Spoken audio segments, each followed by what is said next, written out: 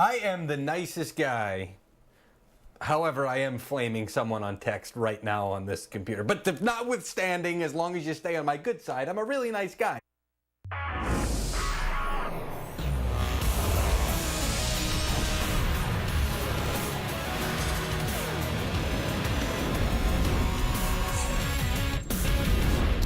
Oh boy, couldn't wait to get this one started. So much to get to. We've got huge quarterback news in the CFL. We've got a 19-year-old starting in goal for the Vancouver Canucks. The Toronto Raptors in action. We have Marc Gasol. Yeah, making his home debut.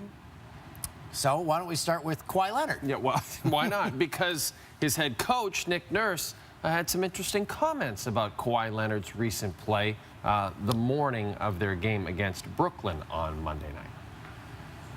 I just think he's just got to get a little bit more engaged, right? Just a little bit more engaged, and you know, look for some more motivation, right? To go out there and I don't know, do his thing. I always say, go out there and destroy some people or whatever it is. You know what I mean? You got to get motivated, or you know, or destroying people. A little bit. A little bit, and I think it's you know, I'm kind of being serious about it. He needs to find a little bit of fire and so once in a while to go out there and say, you know what, I'm getting 35 or 40 tonight. You know. Leonard has struggled over his last 4 games. Should also mention that Adrian Wojnarowski is reporting that Jeremy Lin is in the process of being bought out by the Atlanta Hawks so he can sign with the Raptors. Linsanity's coming to Toronto, but first, Leonard, the turnover, just 1 of 6 from the floor with 3 turnovers in the opening quarter against Brooklyn. Screw it all the time. Better response in the second quarter. Grabs the rebound, finds Kyle Lowry. Lowry hits a game-tying 3. Man drinks beer in response. Then Lowry returns the favor. Kawhi caps an 8-0 run with a 3 of his own. He had a team-high 15 in the first half. I mentioned this earlier. Marc Gasol made his home debut, coming off the bench for a second straight game. Just 4 points in the first half, had a monster fourth. Beautiful Kareem-esque hook. And then Norm Powell to Gasol for the finish on the baseline. And how about this Arvydas Sabonis-esque dish to Patrick? And he can shoot threes. He had 11 points in the fourth quarter. Finished with 16 points, 6 rebounds, 2 assists in 22 minutes, helping Toronto build an 8-point lead. But the Nets mount a late comeback. Allen Crabbe for a 3.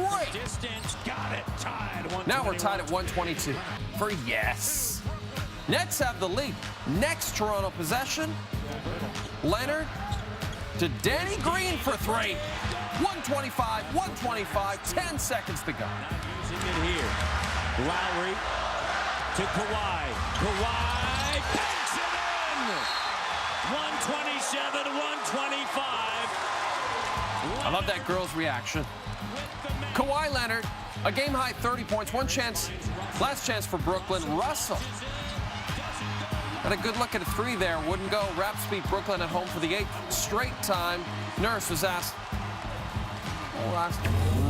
We'll talk to Nurse. We'll hear from Nurse in a second. We're going to go to this board here about the balance of power. Okay. All right. It's very confusing to me, but I will say this. Kawhi's 18th 30-point game of the season. Toronto had 6 total players in double figures. That's what we're talking about with the balance of power. Now here's Nick Nurse, asked how he thought Kawhi responded to his earlier comments. I don't know if he was dominating, but he was better than he'd been, right? And he you know, wanted the ball and made some good plays and got it into the thing. I liked his aggressiveness to go get it. I asked him if he called bank.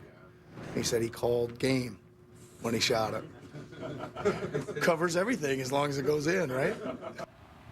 The Vancouver Canucks, 2 points out of a wild card spot, doing the unexpected Monday night in Vancouver, handing 19-year-old Mikey DiPietro the keys to the Canucks crease. DiPietro, who just played for Team Canada in Vancouver as part of the World Juniors, had the fans chanting his name in that arena. Wasn't even supposed to be in the NHL yet, but injuries happened. He got called up on an emergency basis. And here we are.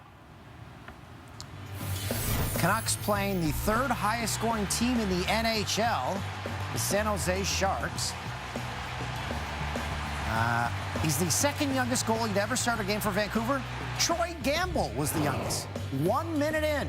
First ever NHL contest. Battle behind the net, and they score! Timo Meier on the first shot on goal of the game, and it's 1-0. Yep, worst case scenario for the 19-year-old. 2 minutes later, Evander Kane backhands it towards the net. Oh, no. It went off Ben Hutton, then off DiPietro, and in.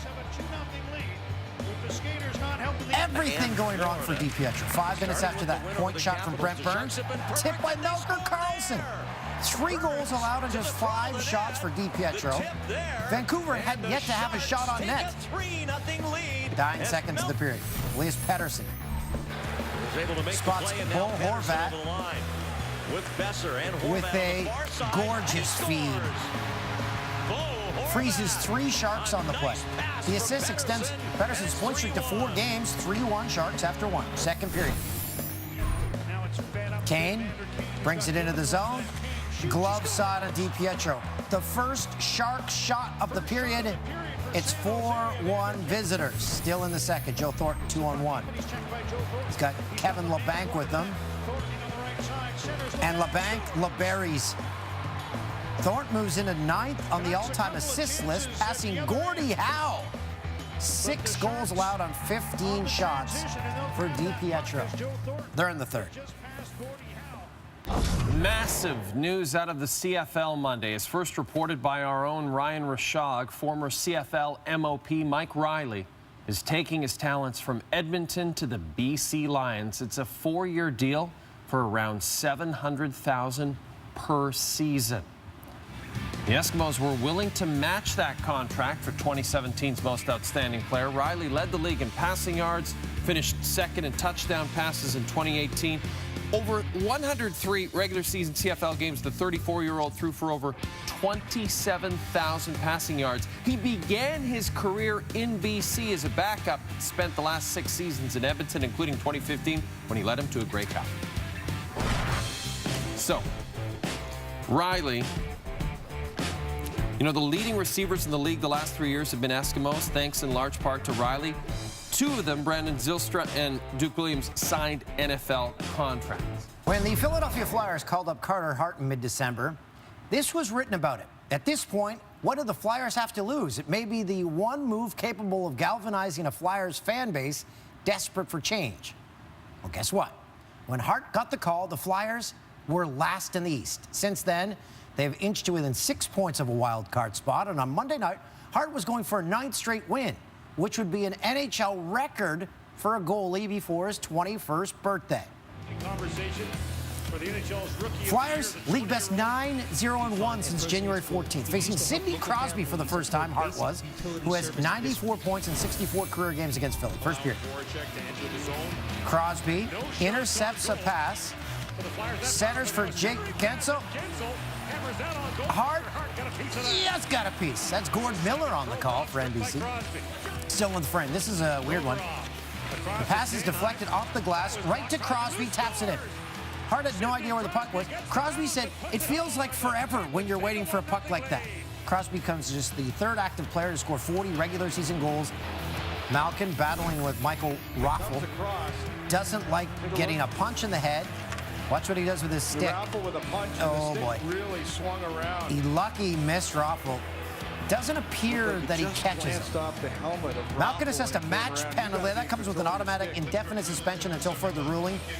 They will talk to him on Tuesday. Here's Malkin on that stick swing. Exactly where it hit him. It's going to be a match penalty. I know it's dirty, but I miss my stick not touch his like helmet or shoulder. Like just like I don't know, he's dive and like referee give me 5 minutes, like nothing like dangerous, not bleeding, nothing like. But I know like I know I like give them like 5-minute power play, but it's my fault for sure. But play smart next time.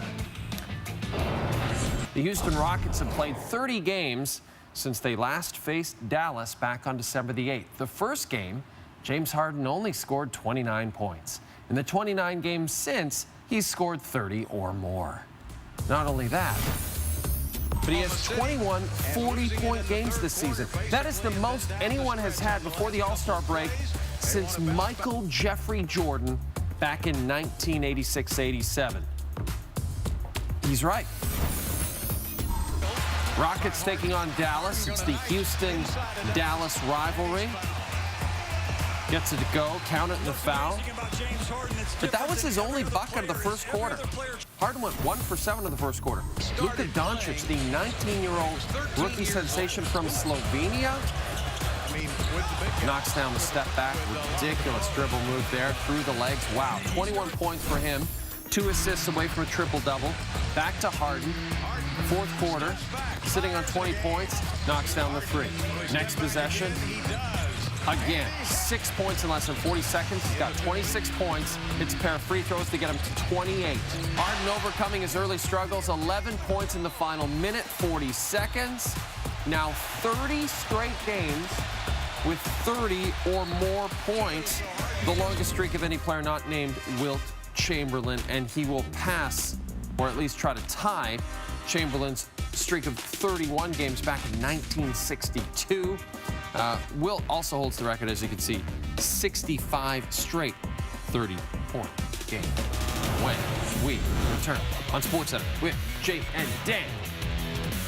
Giannis Antetokounmpo highlights, right? Am I right, guys?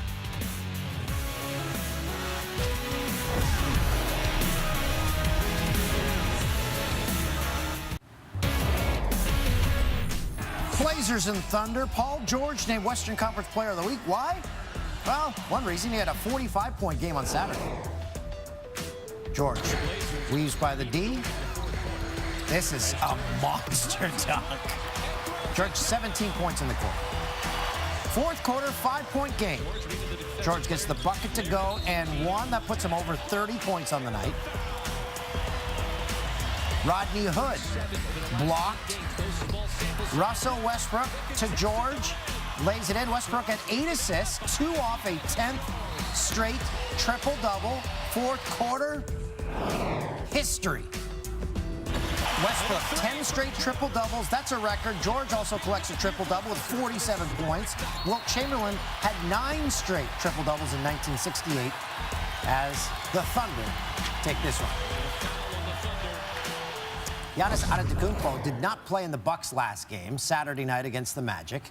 How did that work out for the team? Well, the Bucks lost by 20. They put up all of 83 points, their lowest scoring game of the season. Giannis, who didn't play due to a sore knee, back in the Bucks lineup Monday night. They're playing the Bulls. Giannis averaging 34 points, 12 rebounds, and 5 assists in the 4 games before sitting out Saturday. Second quarter. Antetokounmpo left wide open. No one's challenging him. Drains the triple. His first of 2 in the game. Third quarter, Lauri Markkanen blocked by both Brook Lopez and Antetokounmpo. Same quarter.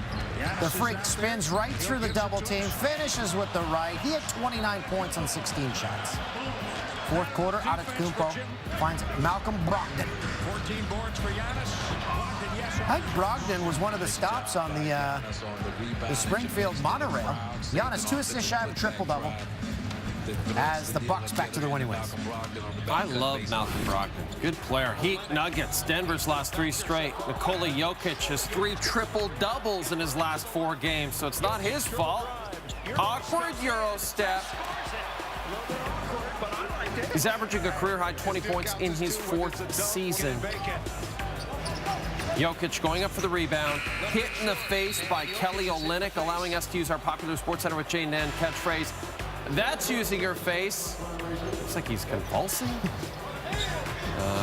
Olynyk, of course, Canadian. Jokic not.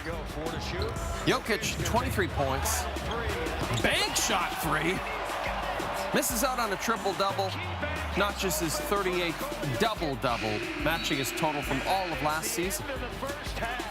He's very pale. He's a very pale man. Oh, yeah, our All-Star party's coming up. We love All-Star games and hanging out and watching together. Yeah. I still go back to that LeBron, Giannis, Antetokounmpo where they're selecting the All-Star teams. Man, that was so much fun. I'd love to see hockey. Who would be the captains of these? Who would you have? Remember they did that the 1 year when Phil got the last pick. That's right. And then they did 1 or maybe 2 years even. Did they do that? That was fun. How many? They did it 2 years. Didn't Duffy host that? I think he did. I think he hosted it. Oh, man. No, he didn't? Oh, producer Tim saying no. Oh, I like how Tim says no. And then he goes, oh, first year. Yeah, that's one of the years, Tim. Montreal Canadiens. No. Have traded for center Nate Thompson from the LA Kings for a 2019 fourth-round pick. Tim, can you confirm this? No.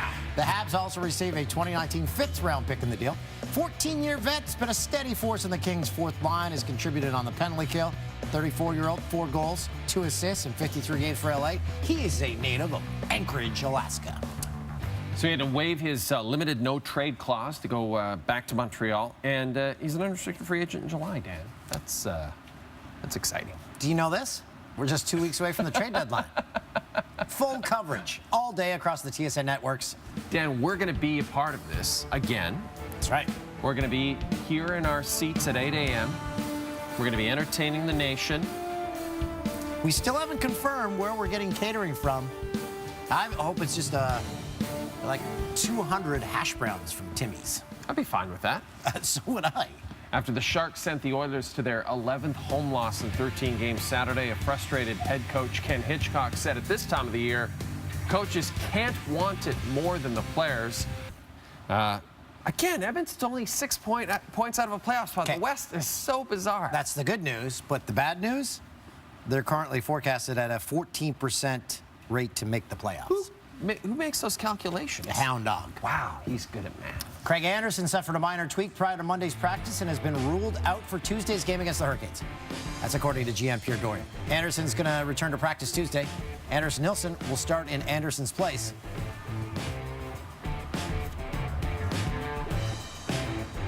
Anderson's been the subject of trade rumors, but Dorian told TSN 1200 that he's not going to deal him.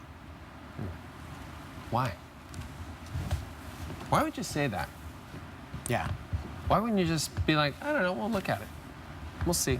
I'm not going to tell you. I don't know. It just seems strange to me. Wouldn't you want to, if you could get something for him, wouldn't you want to trade him? Let's roll at the rim time, Dan. And thank you, everyone, for noticing that our rolling has greatly improved. Our technique has improved. It would have to. We do it every single night. Yeah. It goes until April 17th. April 17th. You got it, Dan. 1 in 6 chance to win. 40 million total prizes. Jeep Compasses, 40 of them up for grabs. That's the vehicle producer Tim drives. CIBC credit cards. $5,000 prepaid credit cards. $50 Tim Hortons gift cards. Food prizes. Ding, ding, what did you ding, get? You finally got your first one. Because you've been trying hard. You got a coffee, eh? Okay. I got to please play again. It happens. You know, it just keeps you coming back for more. Roll up the rim to win.com. Or the hashtag roll up the rim. My brain stopped working there. When we come back, Phil was not happy about having to finish the final round at Pebble Beach on Monday. But would he be happy with the result? That's next. Jay and Dan, TSN. As we mentioned yesterday, Phil Mickelson has dominated at Pebble Beach, winning 4 times there, second only to Mark O'Meara, and he was up. Flashing back to Sunday, final round, Mickelson 3-shot lead, 17 and 18 to play. However, darkness. So bad. They marked or anything, or they? No. I prefer to finish, but I just want to check with you guys. See what you finish the round, or you? Yeah. Finish. Mickelson playing with Paul Casey. Casey did not want to finish the round. Phil obviously very upset with the decision. So the final 2 holes were played on Monday morning. You may have seen it on TSN. As I mentioned, Phil a 3-shot lead over Casey, and Phil was dialed in. Par 3, 17th hole. And obviously this tee shot, just beautiful. Within 15 feet, he would par to hold on to his 3-shot lead. Then on the par 5, 18th. Doesn't that look great? 3rd shot. Very nice line. That'll set up a birdie to close out the tournament. for lefty. Mickelson winning his 5th career Pebble Beach Pro-Am. First win in the United States since 2013. I thanked Paul this morning for having us finish in the morning, because I get sometimes in my own little bubble that I don't see the big picture, and he really protected both of us. The greens were beat up. We had a chance to come out today on fresh greens, better weather, and be able to see a lot better, and I was very appreciative of that. I told him so, but sometimes I get in my little bubble. I don't see the big picture. All right, that's cool. Yeah, well, nobody's perfect. This is the most fascinating thing to me. At 48 years old, he wins this year's U.S. Open Championship, Pebble Beach. It is the only major that Mickelson has not won. He has finished second 6 times. Ooh, very different landscape than Pebble Beach for our Janny's animation. Derek Forberg on the forecheck. Slick pass between the legs. Sets up Austin Wagner for the goal. Wagner's got his 6th goal of the season. Mario Hezonja. Oh, my goodness. Throws it down right at Chris. The bench response. Luka Doncic. Look at this. Yeah. Wow. So I don't know if that was necessary, but it was cool. Hey, style points. Bradley Beal drives and takes a few extra steps. Traveling, just not something that's called in the association. Blake's out there. He's like, that's too many. James Johnson. Slips. That was me when I played for the St. John's basketball team in grade 7. Elias Pettersson. That's a beautiful feed to Bo Horvat. That's what Pettersson's been doing all season long. Marc Gasol, we mentioned, making his Raptors home debut. Takes a ball to the face. Let's use our patented catchphrase. That's using your face. Giannis Antetokounmpo spins and throws it down. You know, he was very funny in that All-Star draft with LeBron. He's very media savvy. Yeah. My life was forever altered this week because of something I saw on Twitter. If you put Nick Cage's face on Ross from Friends, it just makes him look more like Ross. You can never unsee this. Dan, I'm so excited because the 143rd edition of the Westminster Dog Show began this past weekend. Competition began Saturday. The athletes took part in the agility contest. Continued Monday with the hotly contested Obedience Championship. On Tuesday, they will crown Best in Show. Flynn Bijan Frise is the defending champion in the event. I believe that's Flynn, right? She has him in perfect condition. Look at that. Cute. Now, as we told you yesterday, it's very difficult to get a dog into this competition. Only the cream of the crop make the Westminster Dog Show. And as we were saying, there are tons of dogs that tried to make the cut, they just fell short. Who are these dogs? Let's find out. So once again, we bring you our most popular segment of all time, Westminster Dog Show, Rejected Dogs. First, we have Terry, 7 years old, mixed category, favorite activity, judging others. Fun fact, he hates you. Next, it's Oof, 2.5 years old, favorite activity, swallowing tennis balls. Fun fact, unable to lick his own butt. That's a rarity. Finally, we have Janky. His age is listed as time is a flat circle. He is in the burnout category. Aren't we all? Favorite activity, licking frogs. Fun fact, likes to drink Mountain Dew, and it certainly shows. Mountain Dew, nice refreshing beverage for a dog. Man, that is a great segment. On Monday, the Rolling Stones announced they'll play one Canadian show on their North American tour, near Vic Rauter's house north of Toronto. They're ageless wonders, just like our favorite camera guy. Chris, I mean, just look at that white beard. It stands for experience, maturity, and a steady hand that can only come from putting in many years at the network. I've been here since 1974. You got to feel bad for Michael DiPietro in his throwing to the Sharks, literally. That was the second goal scored on him of his NHL debut, 19 years old. Goes off Ben Hutton's glove and then past him. That was the worst play of the night. Yeah, it was a very difficult situation. Going to be an interesting day on Vancouver Sports Radio on Tuesday. This is Mario Hezonja of the New York Knicks. This is the only highlight of the entire New York Knicks season. I thought you'd say that the Cavs got Hezonja'd. Nice. Okay, I called Christian Uis. I was just going by a pronunciator that I found. Apparently I was wrong. I called Nikola Jokic. You said Brogdon was a stop on the Springfield monorail. It was Brockway and Ogdenville. And we both called the Tampa Bay, I didn't do this, but you called the Tampa Bay Lightning jerseys the in-the-night jerseys. They're the disrupt-the-night jerseys. In the heat of the night. Isn't that a song?